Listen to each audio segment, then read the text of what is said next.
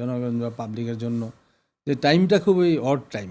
ভোর 4টার সময় খেলা, এখনও কিন্তু বলা যাচ্ছে না কোন টিমের সাপোর্ট করব। শুরু হয়নি এখনও, ব্রাজিলের ম্যাচটাই শুধু দেখলাম, আর্জেন্টিনার খেলা এখনও দেখি নাই। উন্মাদনা, মানে ধরেন আমার মনে হয় আপনি মানে রাস্তায় একা একা হাঁটতে পারতেন। ওই সময়টা ছিল ফুটবলের স্বর্ণযুগ, হ্যাঁ, সত্যিকার অর্থে। ফুটবল ছাড়া তো কিছু ছিল না তখন, ক্রিকেটও কিন্তু তখন ছিল না। ফুটবল খেলার দেখার জন্য মানুষ হাজার হাজার লাখ লাখ মানুষ স্টেডিয়ামে আসতো খেলা দেখতে। তখন আপনার প্রতিদিন যদি যেদিন মোহামেডান আমিনের খেলা থাকতো তখন কিন্তু সব কিছু বন্ধ থাকতো, রাস্তায় রাস্তায় ফ্ল্যাগ, বাসায় বাসায় ফ্ল্যাগ উঠতো, এবং দর্শক স্টেডিয়ামে জায়গা নিত না। দর্শক ভিতরে ঢোকার পরে বাইরেও প্রায় 20-25 হাজার দর্শক বাইরে দাঁড়িয়ে থাকতো ঢোকার জন্য। আর আমরা তো তখন 80-90 দশকে কিন্তু ফুটবলের স্বর্ণযুগ কেন বলি, যে ফুটবলটা ওই সময়কার প্লেয়াররাও কিন্তু খুব ভালো প্লেয়ার ছিল, ইন্ডিভিজুয়াল প্লেয়ার। যেমন আমারই বিশেষ করে আমারই অনেক ভক্ত ছিল, পার্সোনাল ভক্ত। আসলামের পার্সোনাল ভক্ত ছিল, সাব্বিরের পার্সোনাল ভক্ত ছিল, কাইসার আহমেদের পার্সোনাল ভক্ত ছিল। মুন্না মারা গেছে, মুন্না সেরা প্লেয়ার ছিল এশিয়ার। ওই সময় প্লেয়ারেরও কিন্তু অনেক স্ট্যান্ডার্ড ফুটবল প্লেয়ার ছিল, ফুটবলাররা ছিল, যার ফলে কিন্তু পাবলিক আমাদের খেলা দেখার জন্য স্টেডিয়ামে আসতো। এখন আমাদের খেলা শেষ করার পরেই, আমাদের পরে আলফাজ, নকিব এরা শেষ করার পরে কিন্তু মাঝখানে একটা বিরাট একটা গ্যাপ সৃষ্টি হয়ে গেছে। এটা আছে। আমি আসলে ওই যে ফ্ল্যাগের কথা বলছেন পরে আমার একটা জিনিস মনে পড়লো।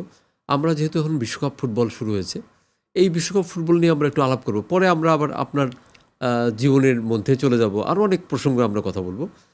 এই যে বাংলাদেশের বিভিন্ন ভবনে, বিভিন্ন জায়গায় বিভিন্ন দেশের পতাকা লাগানো হয়, এটাকে আপনার কীরকম মনে হয়? মানে কি মনে হয় এটাকে খুব আপনি সাপোর্ট করেন? হ্যাঁ, অবশ্যই। এটা ফুটবল এমন একটা জিনিস, পৃথিবীর সব দেশেই কিন্তু সব বর্ণ ধর্ম নির্বিশেষে সবাইকে একত্রিত করে। স্পোর্টস এটা তো এটা বিশ্বের সর্বোচ্চ একটা অবস্থানে খেলা হচ্ছে এখন, ওয়ার্ল্ড কাপ। সেইখানে কোনো ভেদাভেদ নাই। এবং ফুটবল একটা, আমার মনে হয় যে ফুটবল যারা উন্মাদনা, এটাও কিন্তু একটা, মানে একটা ফুটবলের ওয়ার্ল্ড কাপ শুরু হয়েছে, সারা ওয়ার্ল্ড উন্মাদ। হ্যাঁ, উন্মাদ। এটা কিন্তু অন্য কোনো খেলায় হয় না। এটা অন্য কোনো খেলা হয় না। এটা তো বিশাল একটা ব্যাপার, 4 বছর পর পর হয় এরকম একটা আনন্দের। একটা মজার তথ্য দিয়ে আর্ট বলে এই কারণে। একদমই একটা মজার তথ্য দিই যে বাংলাদেশে তো, ওইখানেও আবার বাংলাদেশের 2টা টিমের সাপোর্ট সবচেয়ে বেশি, ব্রাজিল অথবা আর্জেন্টিনা। তো আর্জেন্টিনার সাথে একটা ব্যাপার হয়েছে, যেটা আমি মাত্রই দেখলাম সোশ্যাল মিডিয়ায়, যে আর্জেন্টিনার লোকজন জানে যে বাংলাদেশে তাদের অনেক পতাকা টানানো হয় এবং বাংলাদেশের লোকজন অনেক সাপোর্ট করে আর্জেন্টিনাকে। এই জন্য তারা কী করছে জানেন? বাংলাদেশের ওয়ার্ল্ড কাপ খেলার সময় বা বাংলাদেশের যখন ক্রিকেট খেলা হয়, তারা বাংলাদেশের পতাকা টানায়। তো এটা চিন্তা করেন যে কত মানে রিলেট। তো ওরা বাংলাদেশের ক্রিকেট খেলার জন্য ওরা কি পতাকা টানাচ্ছে। বাংলাদেশের জনগণ, বাংলাদেশের পাবলিক কিন্তু ফুটবলকে পছন্দ করে বেশি, বুঝছেন? এই যেমন জার্মানি একটা লোক, একটা কৃষক, সে লোন করে ফ্ল্যাগ তৈরি করছে, জার্মানির ফ্ল্যাগ দেখছেন? হ্যাঁ, একটা বিরাট বিশাল আকারে সে প্রতি ওয়ার্ল্ড কাপে সে একটা জার্মানির ফ্ল্যাগ বানায়। সে টাকা থাকুক চাই না থাকুক, এই যে মানুষের ভিতরে আনন্দ উদ্দীপনা আর কি, এবং একটা বিরাট ক্রেজ বাংলাদেশে। সবাই যে ফ্ল্যাগ উড়ায়, এটা কিন্তু আনন্দের ব্যাপার। এখানে তো মারামারি, যুদ্ধ, ঝগড়া এগুলো কিন্তু নাই। সবার ভিতরে একটা সৌহার্দ্য সম্পর্ক সৃষ্টি করে কিন্তু এই ফুটবল এবং ওয়ার্ল্ড কাপ। না মানে আপনি মারামারির কথা বললেন, দেখা যায় যে আসলে ওই মোহামেডান আমিনের খেলায় যেভাবে মারামারি হতো, ব্রাজিল আর্জেন্টিনার মধ্যেও কিন্তু একটা মারামারি হয়। মানে আমি কেন, সে কেন ব্রাজিল, আমি কেন আর্জেন্টিনা, এই নিয়ে কিন্তু দেখা যায় যে বন্ধুত্ব চলে যায়।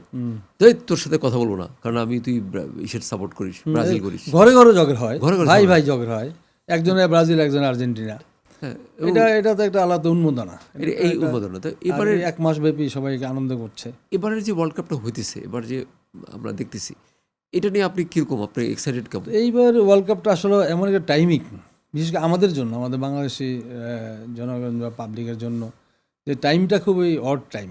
ভোর 4টার সময় খেলা বা 7টার সময় খেলা, এটা তো একটা টাইমিংটা আসলে মিলানো টাফ হয়ে যায়। যে সবাই তো ঘুমের মাঝে, ঘুমের ঘোরে ফুটবল দেখতে গেলে কিন্তু এনজয় করা যায় না।